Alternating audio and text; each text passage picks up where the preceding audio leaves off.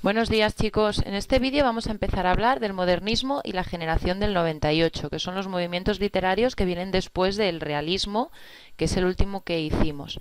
Os los he puesto juntos, aunque en realidad en los próximos días vamos a centrarnos en el modernismo, porque el contexto histórico de ambos movimientos es el mismo. Y como vamos a tomar el contexto como punto de partida, pues que tengáis claro que el momento histórico va a ser el mismo para ambos movimientos.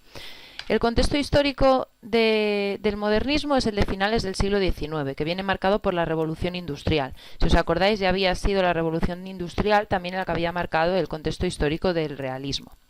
Entre 1885 y 1914 tuvo lugar un periodo de crisis en el que se generalizó un sentimiento de malestar. Que va a parecerse bastante a lo que había sucedido en el romanticismo. Si os acordáis, el hombre romántico también no le gustaba el momento que le había tocado vivir y mostraba su inconformidad y su rebeldía de diferentes maneras. En este caso, el ser humano se encuentra en una situación de absoluto desconcierto. Es lo que se va a llamar la crisis de fin de siglo, y se caracteriza, entre otras cosas, por la pérdida de confianza en el progreso, aquel progreso que había sido la luz del realismo. ¿Por qué dejan de confiar en él? Pues porque comprueban que los desequilibrios sociales que se han producido debido a la revolución industrial, como por ejemplo el hacinamiento del proletariado industrial en las ciudades o la falta de las necesidades básicas que sufre esa parte de la población, ya que no pueden acceder muchas veces a alimentos, agua potable, a luz, a servicios sanitarios. Y esto hará que surjan conflictos entre el poder establecido, es decir, la burguesía, y los movimientos marxistas o anarquistas. En España, además, esta crisis se va a ver agudizada por una circunstancia histórica, que es lo que se conoce como el desastre del 98. ¿Qué ocurrió en 1898? Se pierden las últimas colonias de ultramar, las que eran Cuba, Puerto Rico y Filipinas. Este acontecimiento deja una profunda huella, pues además de que eran las últimas posesiones del Imperio Español, se había perdido contra una potencia que hasta entonces era considerada inferior. Y os preguntaréis cuál es. Pues sí, sorprendentemente Estados Unidos. Estados Unidos en aquel momento se consideraba que no era un rival que pudiese vencer a España, y así fue. Ante esta crisis de las sociedades occidentales, que en España además se acentuó por un gran atraso económico, surge por toda Europa un grupo de intelectuales que se rebelan contra los valores que han sustentado esta situación y también contra el arte que lo había reflejado, es decir, el realismo y el naturalismo.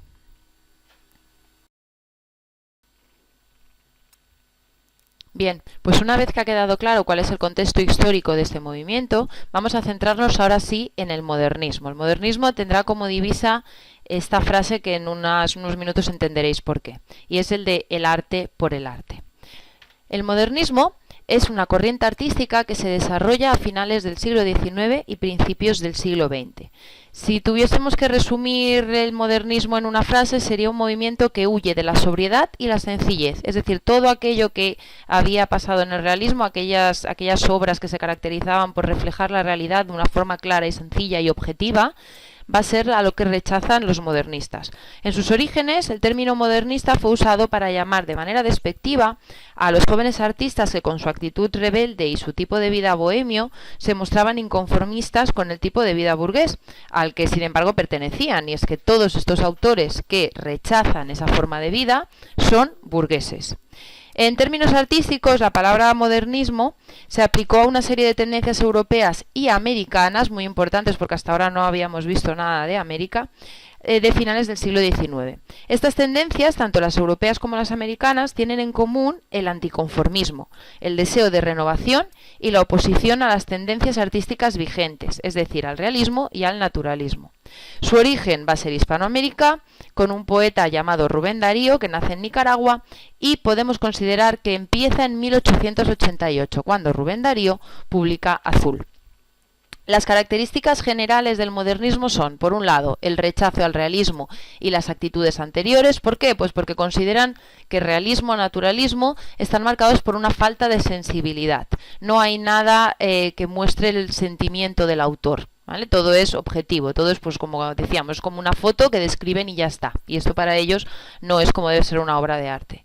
Por otro lado, yo creo que la más importante de todas es la búsqueda de la belleza formal, la belleza en la forma, ¿vale? No en el significado, sino en la forma, como una forma de evasión de la realidad. Para que me entendáis, lo que ven en su día a día no les gusta. no les gusta para nada, están totalmente alejados de esa realidad, inconformes, son rebeldes. Entonces lo que van a hacer es buscar lo bello en otro sitio, lejos de lo que los rodea. Además, otra de las características son las actitudes antisociales que los llevará a la vida bohemia. Esto va totalmente ligado a la característica anterior. Si no les gusta el momento que les ha tocado vivir, lo que van a hacer es alejarse de ese tipo de sociedad y decidir vivir pues a su manera, alejado de este mundo burgués que no los representa. ¿Y cuáles van a ser las formas más utilizadas en literatura? La poesía y el cuento, aunque nosotros realmente vamos a trabajar solo con poesía. Vamos a ver a Rubén Darío básicamente. Si queréis ver estas características reflejadas en la obra de Darío, os he puesto este fragmentito, que es las palabras liminares de un libro de él, que es Prosas profanas, es un libro de poesía, y dice: ¿hay en mi sangre alguna gota de sangre de África, o de indio chorotega, o nagrandano? Nagrandano es un pueblo amerindio. Pudiera ser, a despecho de mis manos de marqués, mas he aquí que veréis en mis versos princesas, reyes, cosas imperiales, visiones de países lejanos o imposibles. ¿Qué queréis? Yo detesto la vida y el tiempo en que me tocó nacer. Si hay poesía en nuestra América, ella está en las cosas viejas, en Palenque y Utatlán, en el indio legendario y el inca sensual y fino, y en el gran Moctezuma de la silla de oro. Fijaos que en este fragmento ya podemos ver muchas de las características que os he explicado en la diapositiva anterior. Darío dice que, aunque él viene de una estirpe americana, esto no va a ser lo que va a reflejar en sus poemas. Lo que va a reflejar son cosas que no tienen nada que ver con su día a día, es decir, princesas, reyes, cosas imperiales, países lejanos, buscan el exotismo. Si os acordáis, en el romanticismo también había pasado.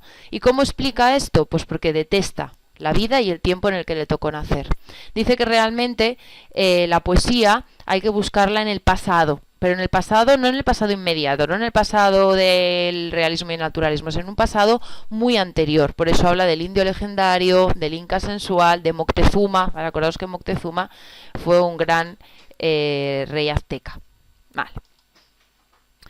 ¿Cuáles van a ser las fuentes del modernismo? Os he puesto la palabra sincretismo, no sé si la entendéis. Sincretismo quiere decir que no tiene una sola fuente. No es como decir, oye, pues me baso en la mitología grecolatina, no. Sino que el modernismo acumula un montón de tendencias para sacar un estilo único y personal. Para empezar, se separa de las formas tradicionales españolas. Es decir, todo aquello que tiene que ver con la metrópolis, con la península, para que nos entendamos, lo rechazan, excepto dos cosas. Por un lado, a Bécquer, que sí que lo van a considerar una tendencia a seguir por el simbolismo, sobre todo, que supuso Bécquer, y el mester de clerecía por un tipo de estrofa que utilizaban, que era el verso alejandrino, el de 14 sílabas, que ya veréis más adelante, os explicaré, que lo van a usar muchísimo.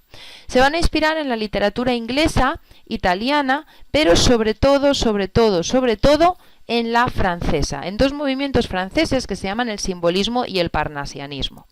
¿Qué es esto del simbolismo? Pues el simbolismo es un poeta que nace de un poeta francés que se llama Charles Baudelaire, y para ellos las palabras encierran una serie de connotaciones y sugerencias que van más allá de su significado lógico, digamos del significado del diccionario. Para los simbolistas hay palabras que nos llevan a otras referencias. Por ejemplo, para que lo entendamos de una forma fácil, el símbolo de la paz es una paloma. ¿Qué tiene que ver esa ave de color blanco, gris, que lo tenemos por aquí por las ciudades, con la paz? Bueno, pues es un significado connotativo que le hemos dado, no un significado denotativo. Pues el simbolismo francés lo que va a hacer es llevar esto al máximo extremo, porque bueno, la paloma y la paz más o menos la podemos entender, pero lo que ellos van a hacer es crear uniones que a veces nos va a costar entender cómo lo hacen, ¿vale? Para ellos el poema no es lo que dice en un sentido claro, sino más bien lo que puede sugerir. Y la otra corriente muy importante es el parnasianismo. El parnasianismo viene también de un francés que se llamara Théophile Gautier, y ellos lo que hacen es buscar por encima de todas las cosas la perfección en la forma. Representan un intento de alejarse de la realidad de su época a través de la creación de algo totalmente artificial, en el que solamente importa la belleza y desaparece la intimidad del poeta y la crítica social, ¿vale? Por lo tanto, nada de su momento aparece reflejado en sus poesías.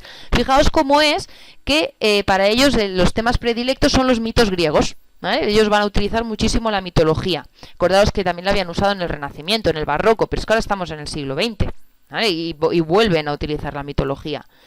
Y también, por otro lado, los ambientes orientales. Para nosotros lo que más nos va a interesar es la parte de la mitología.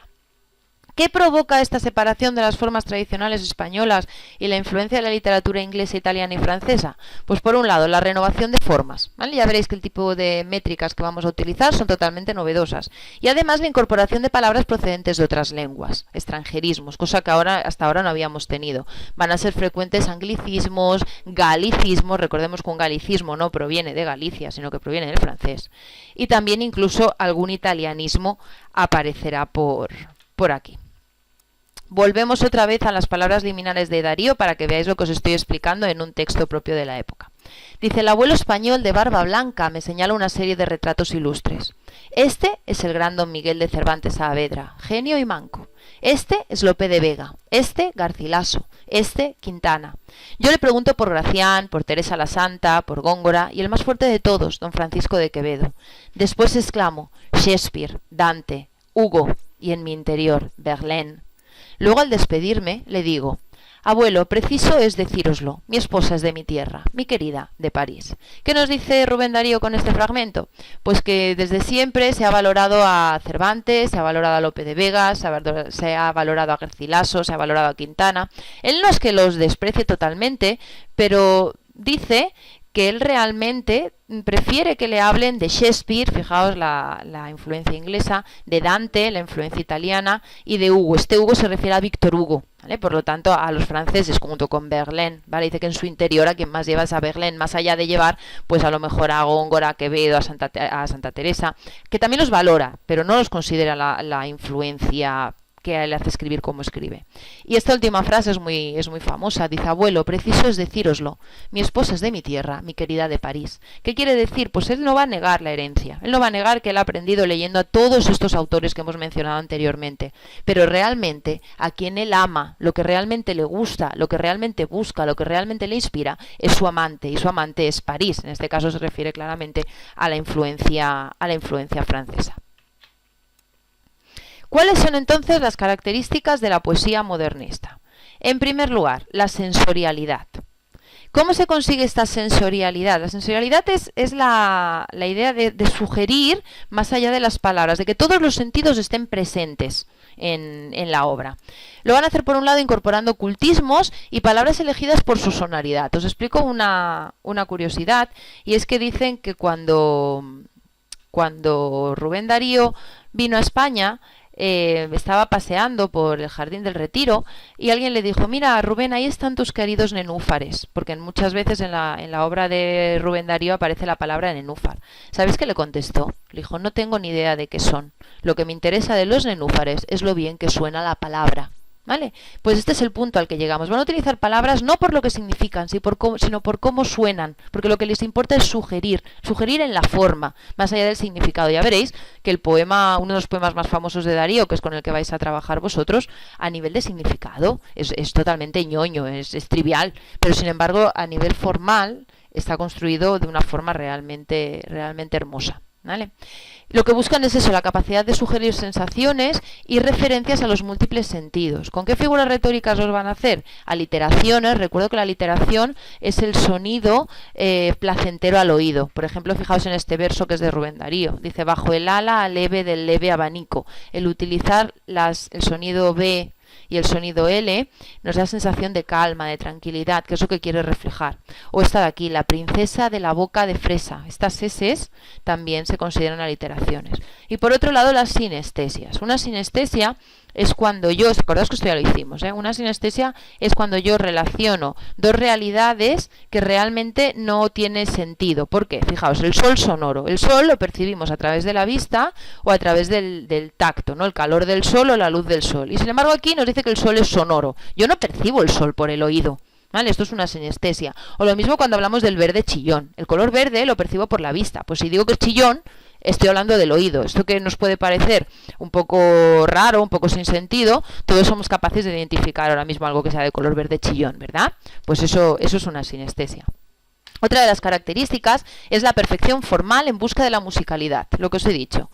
Van a empezar a utilizar métricas poco usadas hasta el momento. El alejandrino, que es el verso de 14 versos, el verso de 14 sílabas, que viene del mester de clerecía en la época medieval, el verso de 12 sílabas, el eneasílabo y el verso libre. Acordaos que hasta ahora lo que utilizaban sobre todo eran versos de 8, de 7 y de 11. Aquí vamos a pasar a 14, 12, 9 y si no directamente verso libre, es decir, haz lo que quieras. Y todo tipo de estrofas. No vamos a encontrar sonetos, no vamos a encontrar estrofas de pie quebrado, no vamos a encontrar décimas. Prácticamente no vamos a buscar octavas reales, sino que van a mezclarlas. No podemos decir que haya algo que prevalezca, como por ejemplo en el Renacimiento que decíamos soneto, muy importante, o barroco, soneto, muy importante. En este caso no va a ser así.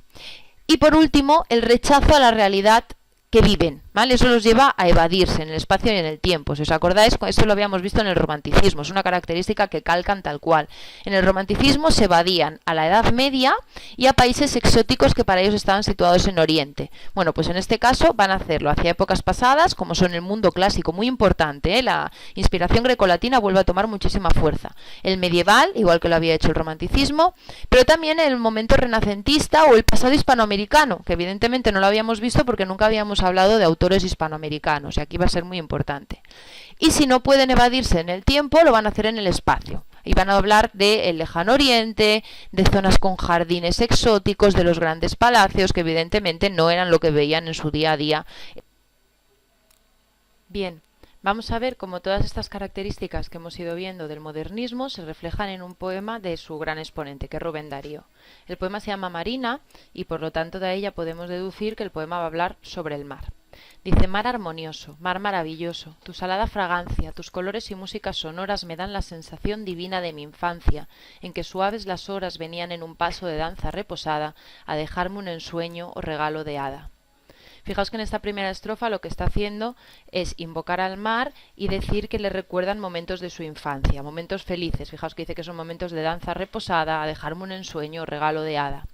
Segunda estrofa. Mar armonioso, mar maravilloso, de arcadas de diamante que se rompen en vuelos rítmicos que denuncian algún ímpetu oculto, espejo de mis vagas ciudades de los cielos, blanco y azul tumulto, de donde brota un canto inextinguible, mar paternal, mar santo, mi alma siente la influencia de tu alma invisible.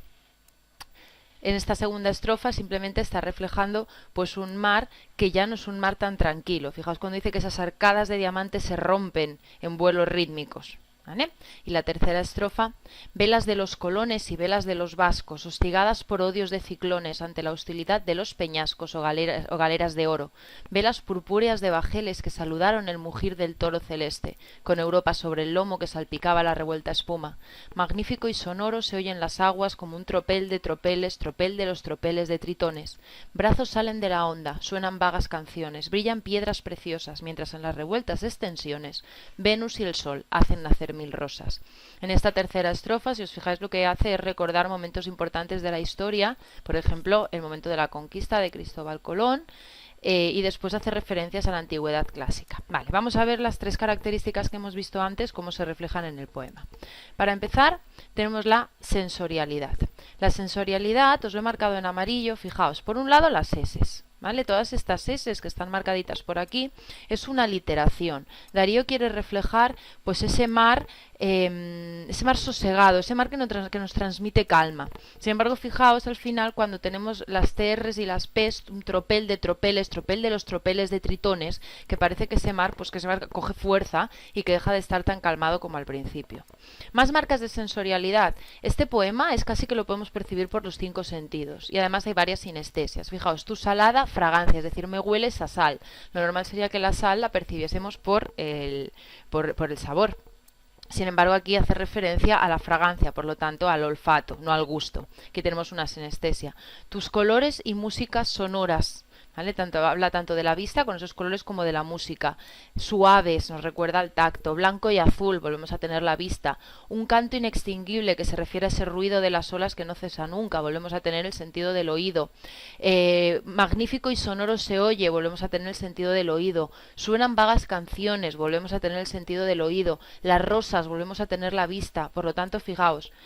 Salada fragancia, olfato, los colores y las músicas, vista y oído, el tacto, suave, por lo tanto se percibe el poema por todos los sentidos. La perfección formal de este poema es muy curiosa. Si os fijáis, mirad la primera estrofa, es más cortita y tenemos corto, corto, largo, corto más largo. Volvemos a la segunda, corto, corto, largo, largo, corto, corto, largo. Si os fijáis, lo que está dibujando es una ola. Las olas que vienen cortas, se van, vuelven, se van. Es lo que está recordando en las tres estrofas. Fijaos que son tres estrofas que son totalmente desiguales. Era cuando hablábamos del verso libre. Aquí esto no es un soneto, esto no es una sextilla, esto no es una octava real.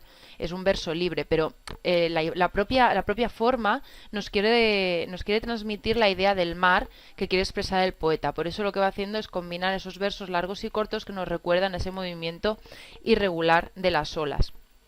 Lo que tenéis marcado en negrita, ímpetu, tumulto, hostigadas, hostilidad, son cultismos, que también dijimos que eran una característica propia del modernismo, que se van a tomar palabras, en este caso del latín, para marcar esa influencia de la antigüedad clásica. Y después la evasión en el tiempo. Aquí se refiere a varios momentos del pasado, ya no de la infancia, que era el que recordaba al principio, sino del pasado histórico. Fijaos que habla de la época de la colonización y después tenemos varias referencias grecolatinas al estilo que habíamos tenido en el Renacimiento, en el Barroco, porque cuando habla del mugir del toro celeste con Europa sobre el lomo, si os acordáis cuando en el primer trimestre trabajamos las metamorfosis de Ovidio, ese toro que había raptado a Europa era Zeus. ¿Vale? Por lo tanto, aquí hay una referencia al dios Zeus, los tritones también como elementos mitológicos, y por último Venus y el Sol hacen nacer mil rosas, por lo tanto también estamos hablando de ese Venus y Sol como dioses de los mitos grecolatinos. Otra cosa que os he marcado, que es muy propia del modernismo, es la referencia a las piedras preciosas. Fijaos que habla de diamantes, habla aquí directamente de piedras preciosas, es algo que lo van a ver como muy exótico y también va a ser muy característico de los poemas modernistas. Otra característica del modernismo son los símbolos. Además de las sinestesias, además de las aliteraciones, es muy típico que aparezcan símbolos. Y esto es influencia pues del movimiento que lleva su nombre, que es el simbolismo francés, del que os hablé antes. Simbolismo francés, acordaos que lo que nos decía era eso, que hay cosas que se refieren a otras de manera connotativa, no por su significado de diccionario, sino por la sensación que le da a las personas. Fijaos, si lo cogemos literalmente, es la imagen física que sirve para referirse a algo que no se puede percibir físicamente, como un sentimiento o una idea. El padre de este movimiento, el simbolismo francés, es este de aquí, es Baudelaire, pero otros poetas franceses que lo siguieron fueron Rimbaud, Mallarmé y Verlaine. ¿Vale? Los cuatro se les conoció como los poetas malditos y fueron los padres del simbolismo francés. ¿Cuáles son los símbolos que van a aparecer en el modernismo? Pues el primero y el más importante de todos es el azul. Si os acordáis, habíamos dicho que el libro con el que se abre el modernismo es uno de 1888 de Rubén Darío, que precisamente se llama Azul. ¿Por qué les gusta este color? ¿Por qué va a estar presente en casi todos los poemas? Fijaos que acabamos de venir del de Marina, en el que evidentemente el color azul estaba presente constantemente. Pues porque para ellos el azul, igual que para nosotros el verde ahora mismo puede tener significado de esperanza, pues para ellos el azul significaba lo infinito, los ideales inalcanzables.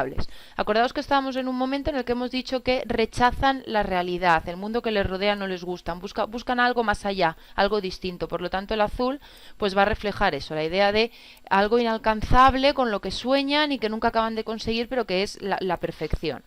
Otro símbolo propio del modernismo son estas dos aves. Por un lado, el cisne.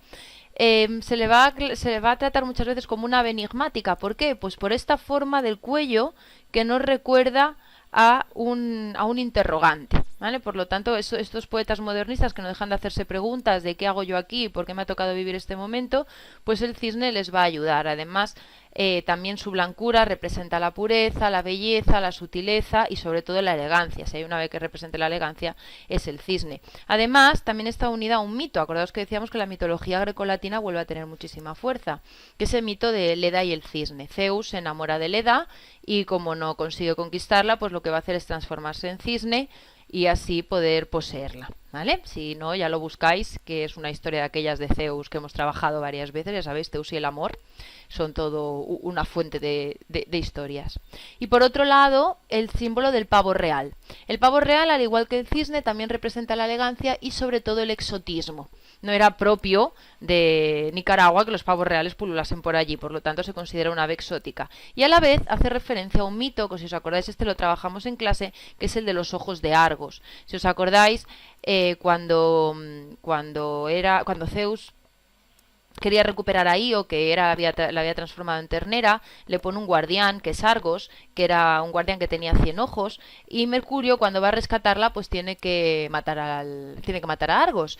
Y Hera se enfada muchísimo porque ha matado a su pastor, y lo que va a hacer es coger y los ojos de Argos trasladarlos a su ave favorita, que es el pavo real. Por eso cuando el pavo real abre esa cola, todas estas marcas que parecen ojos, pues bueno, hay el mito que dice que son los ojos de Argos, y por eso el pavo real será siempre el ave que acompaña a Hera en recuerdo a Argos. Más símbolos. Tenemos la mariposa. Evidentemente la mariposa también va a ser un animal que les encanta a los modernistas por el deseo de libertad, también por la fragilidad. Acordaos que ellos son burgueses, se sienten frágiles ante ese mundo que les ha tocado vivir y por el deseo de libertad. Ellos quieren salir de esa realidad, igual que un animal que pudiese volar. Lo mismo pasa con la libélula, pero la libélula la identifican con los sueños y con la imaginación. Además, libélula es una palabra esdrújula, que a los modernistas les encantan los esdrújulos, y además es una palabra con una aliteración. Fijaos, las L's, las B's y las L's, libélula, es una palabra que tiene una sonoridad muy importante, y esto les gustaba mucho en el modernismo. Más símbolos, los palacios, las princesas, los jardines, la torre de marfil, que dicen ellos, todo este mundo de princesas que viven en grandes castillos rodeadas de sedas y oropeles, les encantan. ¿Por qué? Porque es el lugar al que ellos se van a evadir. Es el lugar de inspiración en el que se van a refugiar y abandonar ese mundo real que no les gusta. El lirio como planta también va a aparecer muchas veces representado en los poemas modernismo, porque representa la pureza, el exotismo y también la aristocracia. ¿Por qué? Pues porque en la época medieval la flor de lis, que es la que representa el lirio, era propia de muchas casas reales. Entonces para ellos, pues esta planta, esa flor, pues como que los representa a ellos mismos. No olvidéis que por mucho que vayan por ahí de bohemios, realmente todos ellos son aristócratas, son burgueses. Las estatuas también van a aparecer muchas veces porque aluden a mitos clásicos. Por ejemplo, la esfinge siempre va a hacer referencia a lo misterioso, a lo desconocido. El fauno y el centauro, porque se refieren a la sabiduría y a la dicotomía. Fijaos que ambos son seres mitológicos que son mitad hombre, mitad otro animal. El fauno es cabra y hombre y el centauro es toro y hombre. Pues ellos se sienten también como mitad y mitad. Mitad aristócrata, mitad bohemio, mitad persona del siglo XIX, mitad persona que se quiere evadir a una época medieval o a un momento grecolatino que les atrae mucho más. Las estatuas de Venus, por el reflejo de la belleza, el erotismo, la sensualidad, y lo mismo con Apolo, que es lo mismo pero en masculino, ¿vale? Bien, ¿cuáles son los principales autores del modernismo? Pues como ya hemos dicho, el padre del modernismo es Rubén Darío, que es un poeta nicaragüense. A partir de Rubén Darío llegó su influencia a España y tenemos otros poetas modernistas como por ejemplo los Machado, Antonio Machado y Manuel Machado. Supongo que Antonio Machado sonará mucho más y lo trabajaremos cuando hablemos de Generación del 98. Juan Ramón Jiménez y Ramón María del Valle Inclán, que también lo trabajaremos cuando hablemos de la generación del 98. De Rubén Darío podemos destacar que fue un periodista y un diplomático cosmopolita, es decir, recorrió, además de varios países de América, también varios países de Europa, y a la vez que venía pues a realizar su trabajo como periodista o diplomático, pues también se encargó de expandir el modernismo por los lugares que visitaba. Respecto a su obra, hay 3 grandes títulos que tenemos que conocer y que suponen cambios en su forma de escribir. El primer libro de todos es Azul, en 1888, que como hemos dicho es el libro que inaugura el modernismo. Supone el inicio del movimiento, en él hay tanto cuentos como poemas, y de lo que destaca de Azul sobre todo es la importancia de lo musical y lo pictórico, es decir, en sus poemas, como hemos visto antes el de Marina, predominan mucho las notas que nos hacen pensar en lo que se oye o bien en la idea de los colores, la idea de la luz. A partir de azul, después viene prosas profanas. En prosas profanas tenemos que los temas y el estilo son profundamente modernistas, es decir, vamos a tener todas las características del modernismo condensadas en este libro. Es cuando podemos decir que alcanza la cumbre.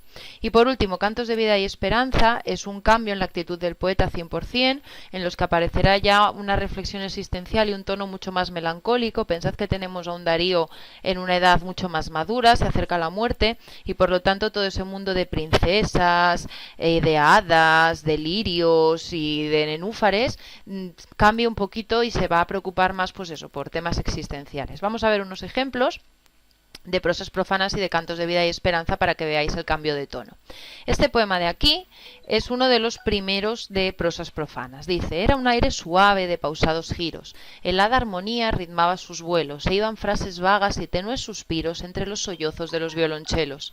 La marquesa Eulalia, risas y desvíos, daba un tiempo mismo para dos rivales, el vizconde rubio de los desafíos y el abate joven de los madrigales. Bien, ¿qué nos está diciendo Rubén Darío en este poema? Pues algo tan trivial como que tenemos una terraza de un palacio en el que se oye una música lejana de una fiesta cortesana y en ella aparece una marquesa que se está burlando de dos pretendientes que tiene. Uno es un vizconde rubio y el otro es un abate joven. Un abate es un cura de procedencia francesa y se está burlando de ellos. ¿Por qué? Pues porque ella ya está enamorada. Ellos dos intentan ligar con ella y ella se burla de ellos dos porque ella realmente de quien está enamorada es de un paje con el que se va a encontrar a medianoche en los jardines del palacio. Evidentemente todo esto es en la parte que continúa en el poema, pero lo que quiero que veáis es la sonoridad, las aliteraciones de las eses otra vez y el hecho de que el tema es un tema como muy, para decirlo entre comillas, como muy tonto. Es una historia que tampoco tiene mucha profundidad, pero la forma de expresarlo pues le da esa idea de belleza formal que buscaban los modernistas. Prosas profanas va avanzando y al final ya tenemos poemas como este de aquí. Fijaos cómo cambia el tono. Dice: yo persigo una forma que no encuentra mi estilo y no hallo sino la palabra que huye, la iniciación melódica que de la flauta fluye y la barca del sueño que en espacio boga y bajo la ventana de mi bella durmiente el sollozo continuo del chorro de la fuente y el cuello del gran cisne blanco que me interroga. Fijaos que ha cambiado radicalmente la forma ya de escribir de Rubén Darío y en este caso tenemos un soneto que está construido con alejandrinos. Acordaos que el soneto en realidad era con versos de 11 sílabas, él lo va a hacer de 14, es una de las innovaciones modernistas y lo que expresa es la impotencia de no conseguir esa perfección formal que busca el modernista. Él no consigue cómo llegar a eso que se ansía, que es la perfección, que es la perfección formal. Habla de la insuficiencia del estilo para expresar lo que él siente. Acordaos que esto era muy similar a lo que nos había dicho Bécquer en el romanticismo, que yo hay un poema muy similar de Bécquer que leímos en clase que también hablaba de lo mismo, de la imposibilidad de conseguir aquello que busca. Hay algo que no se deja o no se puede expresar como lo ha estado haciendo hasta ahora. Entonces, en el libro siguiente, que es Cantos de vida y esperanza, va a cambiar radicalmente de actitud. Pero antes de pasar al siguiente libro, fijaos que habla de la bella durmiente, del cisne. El cisne, si cogemos a Darío, Darío tiene tres símbolos básicos, que son el azul, que va a ser el título de su primer libro y es el color que va a dominar en toda su obra, el cisne, por otro lado, y por último podríamos decir las musas, ¿vale? Las musas es la idea de las hadas, las diosas, en este caso la bella durmiente, ¿vale? Entonces el cisne, el azul y lo que vamos a resumir en las musas van a ser sus tres grandes símbolos de todo lo que hablamos antes. Vamos a ver cómo acabará la obra de Darío en Cantos de vida y esperanza. Fijaos, os he puesto este trocito de esta estrofa porque es muy conocida y mucha gente no sabe que es de Darío. Cuando dice: juventud, divino tesoro, ya te vas para no volver. Cuando quiero llorar no lloro y a veces lloro sin querer. Tenemos un Darío maduro, cercano a la muerte y que ya empieza a abandonar ese mundo de hadas y princesas para preocuparse por algo más importante. Este es uno de los últimos poemas que aparecen en Cantos de vida y esperanza y en el que ya aparece todo esto que os estoy diciendo. Dice: dichoso el árbol que es apenas sensitivo y más la piedra dura porque esa ya no siente, pues no hay dolor más grande que el dolor de ser vivo ni mayor pesadumbre que la vida consciente. Ser y no saber nada, y ser sin rumbo cierto, y el temor de haber sido y un futuro terror, y el espanto seguro de estar mañana muerto, y sufrir por la vida y por la sombra, y porque lo que no conocemos y apenas sospechamos, y la carne que tienta con sus frescos racimos, y la tumba que aguarda con sus fúnebres ramos, y no saber a dónde vamos ni de dónde venimos. Fijaos que en este poema Darío se encuentra agobiado por la cercanía de la muerte y por la incertidumbre de qué va a pasar una vez que yo muera. ¿Vale? Igual que no sé exactamente qué había antes de que yo naciera, qué va a pasar una vez que yo ya no esté aquí. Aún así, fijaos que sigue manteniendo la sonoridad del verso, fijaos en las aliteraciones, pero bueno, si os fijáis, prácticamente han desaparecido ya los símbolos, ya no tenemos aquí ni cisnes, ni princesas, ni hadas, pero se ha cambiado por una poesía mucho más existencial. En conclusión, un poquito, ¿qué supuso Rubén Darío para la historia de la literatura? Pues supuso una gran renovación. Por un lado, una renovación del lenguaje poético y por otro lado, la renovación de la métrica. ¿Por qué? Pues porque introduce el verso libre, adapta al castellano formas de la poesía francesa y además también experimenta con formas clásicas, como acabamos de ver un soneto de 14 sílabas. Coge una forma clásica, pero la transforman. Para que me entendáis, como una anécdota a veces es lo que nos hace recordar las cosas. Dicen que Lorca le escuchó recitar una vez uno de sus versos y Lorca decía que solamente había entendido una conjunción, que el resto no había entendido nada. Y es que Rubén Darío jamás buscó ni la sencillez ni la sobriedad. Es decir, no buscaba una poesía para que la entendiese todo el mundo, no buscaba hacer algo sencillo, sino que buscaba era un poco, al modo de los barrocos, complicar la forma, ¿vale? No el contenido. El contenido no nos va a llevar problemas. No es como, es que claro, el barroco, acordaos que el barroco complicaba la forma y el contenido. El modernismo no. El modernismo no pretende que sea difícil de entender lo que me cuenta, sino que es difícil de entender por cómo lo cuenta. Después, una vez que desencriptamos lo que dice el poema, resulta que lo que cuenta es algo totalmente banal, es una chorrada muchas veces, ¿vale? Pero lo explica de una manera que realmente cuesta de entender. En definitiva, tenemos que Darío pues mezcla el parnasianismo con el simbolismo, el esteticismo, aparecerán en sus poemas musas, azules, cisnes. Su obra podemos decir que prácticamente es un homenaje a toda la historia de la literatura y supuso una renovación y una adaptación de lo anterior, y podemos decir que realmente es una creación única. Lo que hizo Darío es único y, como se suele decir, intransferible. Nadie volvió a hacer lo que hizo Darío a finales del siglo XIX y principios del siglo XX. Y podemos decir que a partir de ahora, durante todo el siglo XX, en la mayor parte de artistas estará la sombra de Rubén Darío. Estará la sombra de Rubén Darío. Hay un crítico literario que dice que su sombra es tan irrepetible como imborrable. ¿Vale? Rubén Darío solamente hubo uno y es imposible hablar de la poesía posterior sin pensar en Rubén Darío. Y hasta aquí del modernismo. Y ahora os explico lo que tendréis que hacer con las actividades. Besito. Chao.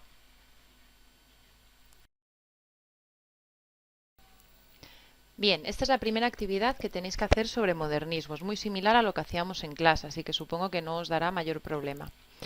Tenemos un poema de Rubén Darío que se llama Sonatinas, uno de los más importantes de todos.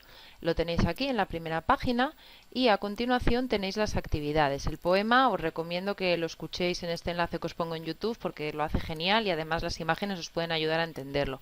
Os lo explico rápidamente. Es un poema muy sencillo. Es un poema en el que habla de que hay una princesa que está triste, se siente prisionera en su palacio porque ella realmente lo que quiere es huir con su caballero amado.